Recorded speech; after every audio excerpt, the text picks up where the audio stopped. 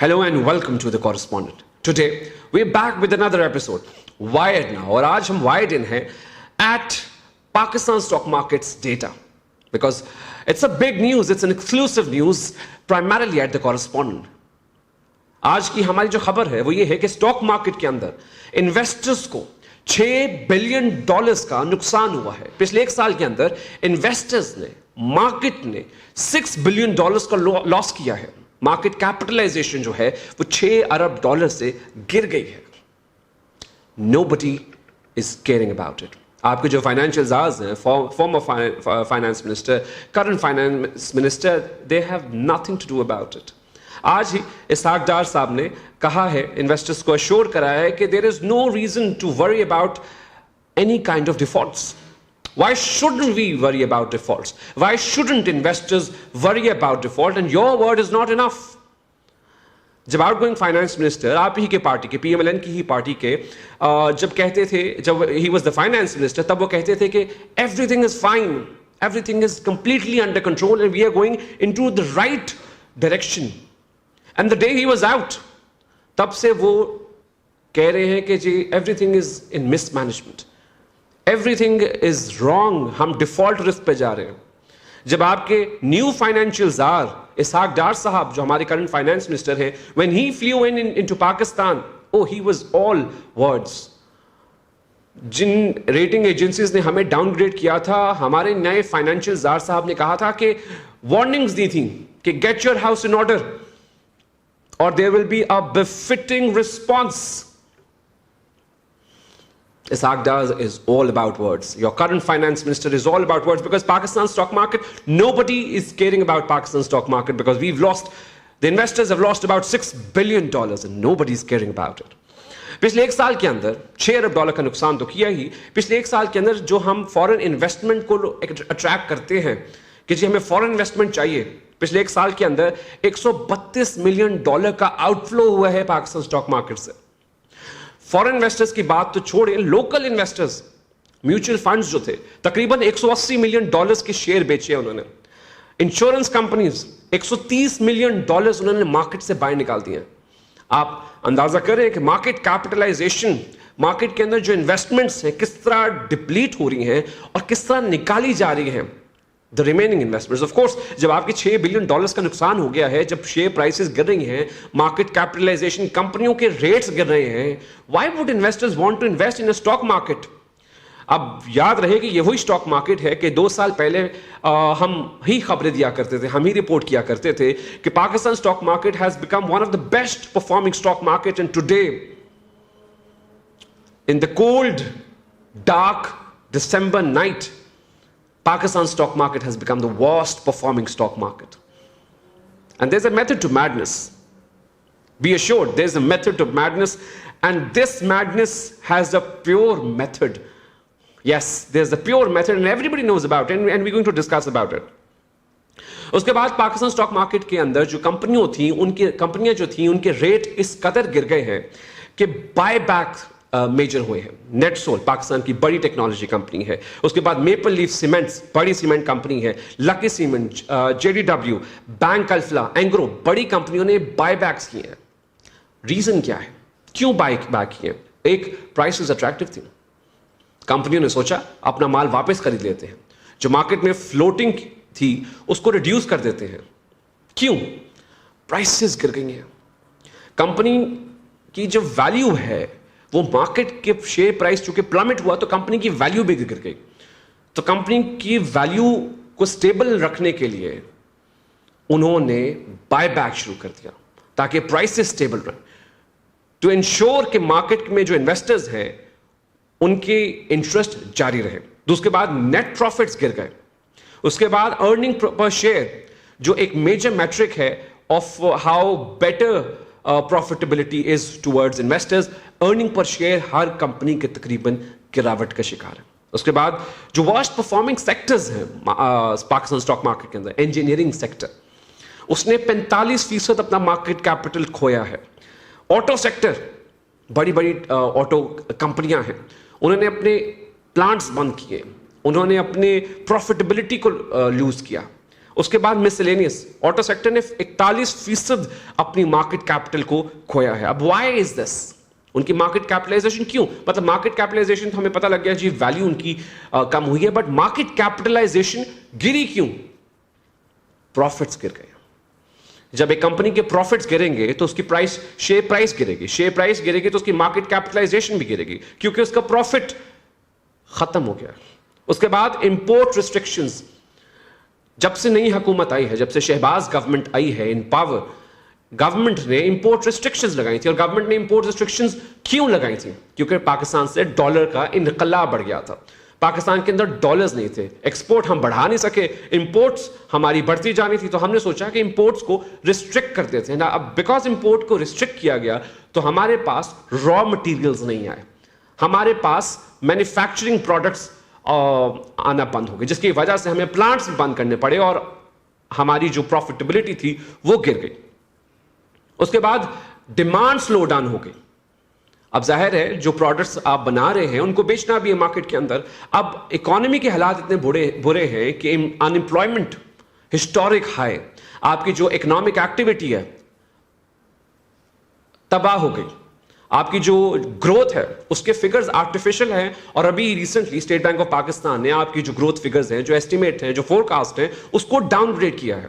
Therefore the companies are devastating because ان کے جو results ہیں, جو ان کے جو فگرز ہیں, جو ان کا ڈیٹا ہے, it's very devastating. Now the problem is, what are the reasons? Reasons کچھ ڈھکے چھپے نہیں ہیں. ریزن سب کے سامنے ہے کہ پولیٹیکل انسرٹنٹی. پولیٹیکل انسرٹنٹی, ایک سٹنگ گورنمنٹ کو ڈی سیٹ کیا گیا.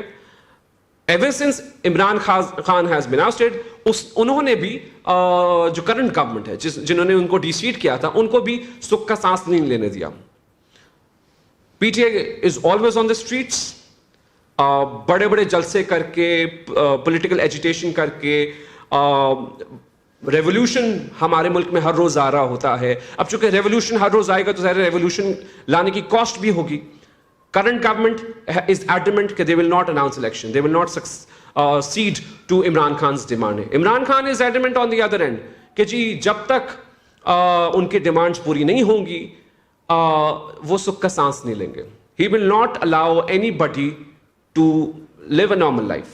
گورنمنٹ نہیں چلے گی, گورنمنٹ کا پہیہ جام رہے گا, because again political agitation is on the rise. اور جب سوشو پولیٹیکل انسٹیبلٹی بڑھتی ہے, اور یہ بڑی نارمل سیکویشن ہے کہ جب سوشو پولیٹیکل انسٹیبلٹی بڑھتی ہے تو پاکستان کسی بھی معیشت کے اندر, پاکستان بالخصوص کی بات کرے کہ کسی بھی معیشت کے اندر آپ کی انویسٹمنٹ گرتی ہے, آپ کا سرمایہ کار یہاں سے باہر جاتا ہے, آپ کے فورن انویسٹمنٹ گرتی ہیں, آپ کی جو اکنامک ایکٹیویٹی ہے وہ گرتی ہے.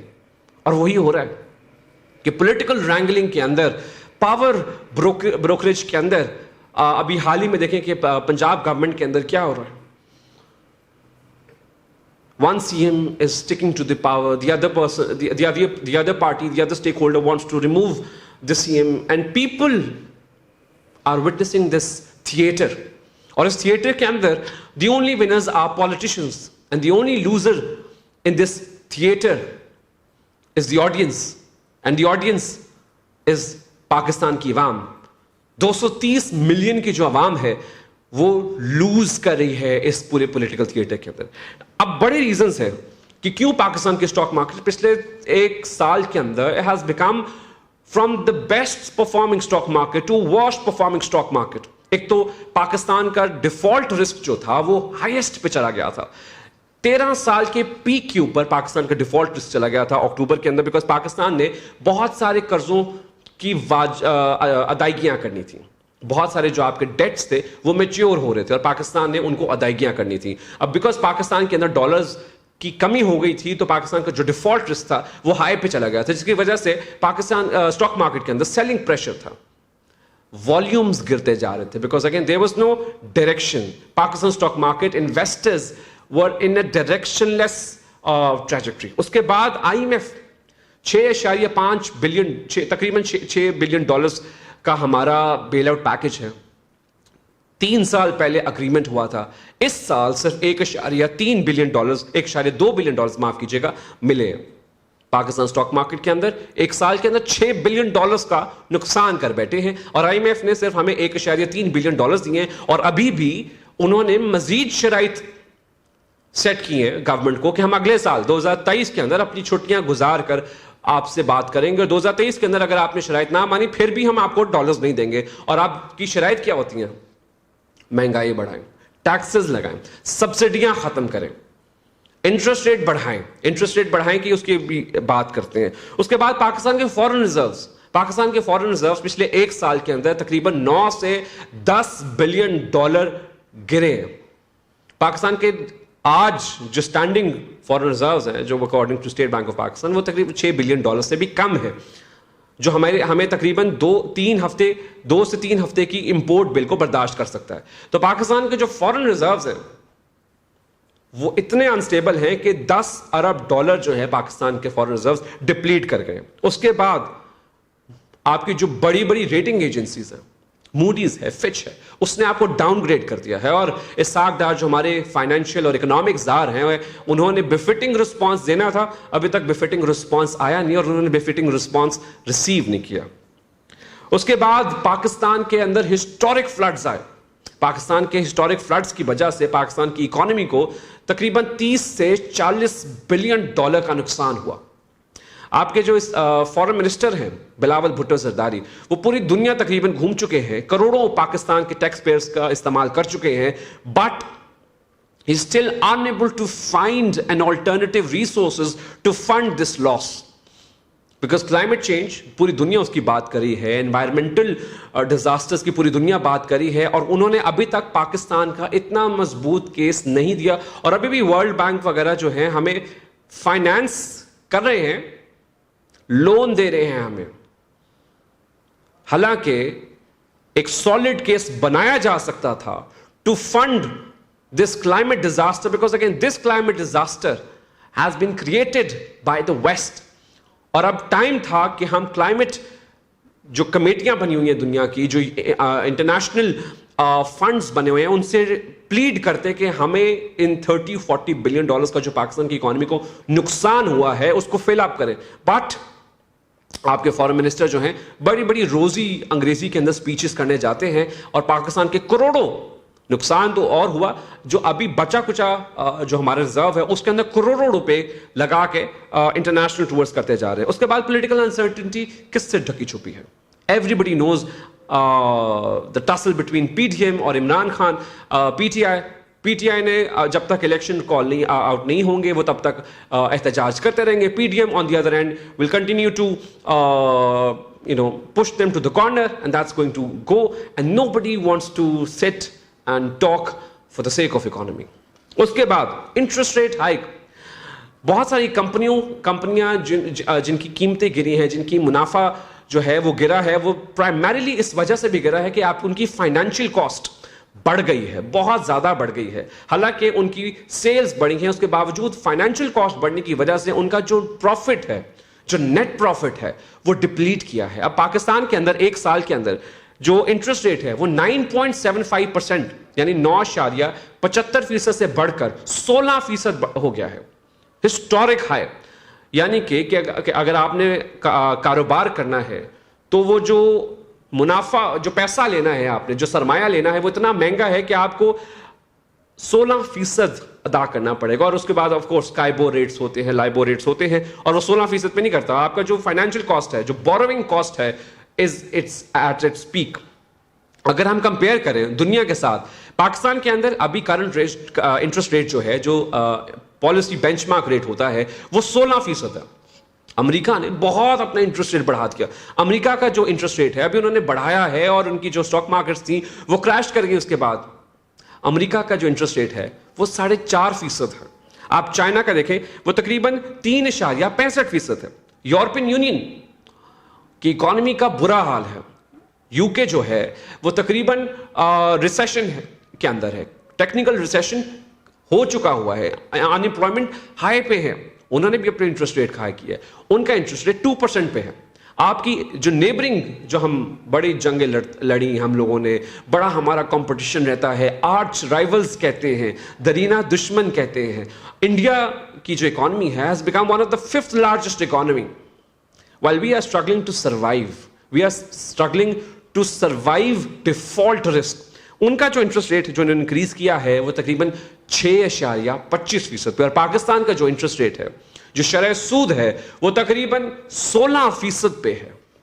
اس کے بعد آپ کا ڈیولپمنٹ بجٹ کو گرایا گیا. انفلیشن ریٹ گورنمنٹ کے جو آفیشیل فگرز ہیں اکتوبر کے اندر 29% تک پاکستان کی مہنگائی کی جو شرح تھی وہ پہنچ گئی تھی. اس کے بعد یہ آفیشیل ریٹ ہے 29%, آج کل 26% کے اوپر ہے. اسٹینفرڈ کی جو اسٹڈی ہے وہ کہتی ہے کہ پاکستان کا جو مہنگائی کی شرح ہے وہ 40% تک بڑھی ہوئی ہے, اور بہت ساری اشیاء خرد و نوش ہیں وہ 40% نہیں ہے, وہ 100% ہیں, وہ 200% ہیں, وہ 400% ہیں. تو ان آفیشیل انفلیشن ریٹ اتنا زیادہ ہے کہ انسٹیبلٹی بہت زیادہ ہے, اور جتنا انفلیشن ریٹ ہے اس حساب سے انٹرسٹ ریٹ تو پیک کر جائے گا, اور real interest rate is in negative. That's why Pakistan کی اکانومی کے اندر جو فائنانسز ہیں اس کا آؤٹ فلو ہے, جو ایگزسٹنگ فائنانس ہیں ان کی ویلیو گرتی جا رہی ہے. Import restrictions, and the major one is political uncertainty. Now the point is, who is going to take the control? The point is, who will rescue? So far nobody is going to rescue. So far we're all doomed. And yes, there are responsible elements. For now it's the political leaders, because puri duniya ki economy ki buri halat hai. It's not just Pakistan. But the point is, the kind of political uncertainty جو پاکستان کے اندر ہے, it is unparalleled. نہ حکومت نہ opposition دونوں نے اس ملک کا اتنا بیڑا غرق کر دیا ہے کہ ہم ڈیفالٹ کی طرف جا رہے ہیں. اینڈ سو فار کوئی بھی میجر نہیں لیا گیا to protect Pakistan from the default. Thank you.